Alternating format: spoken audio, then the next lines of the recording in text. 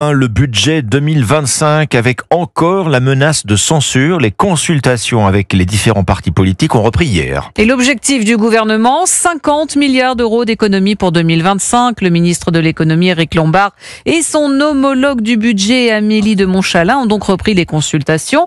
Après les représentants du PS et du MoDem hier, place aujourd'hui à ceux d'Horizon.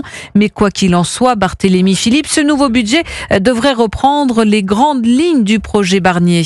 Oui, sur l'objectif de déficit public, par exemple, Éric Lombard vise 5 à 5,5% du PIB en fin d'année.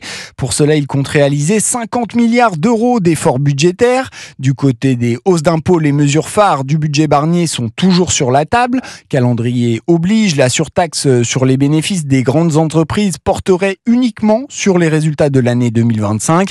Un système d'acompte permettrait de faire rentrer quelques milliards d'euros dès cette année, même logique pour la surtaxe sur les très hauts revenus. La vraie nouveauté, c'est que Bercy envisage de relever de quelques points la flat tax qui s'applique sur les revenus financiers, une mesure à laquelle le précédent gouvernement s'opposait. Comme son prédécesseur, Éric Lombard jure que l'essentiel de l'effort reposera sur la baisse des dépenses publiques. Mais si les idées de hausse d'impôts sont nombreuses, les économies sur les dépenses restent floues, d'autant que les ministres cherchent à décrocher les meilleurs arbitrages à l'image d'Elisabeth Borne qui tente d'éviter la suppression de 4000 postes d'enseignants prévus dans le budget Barnier. Barthélémy Philippe pour Europe 1.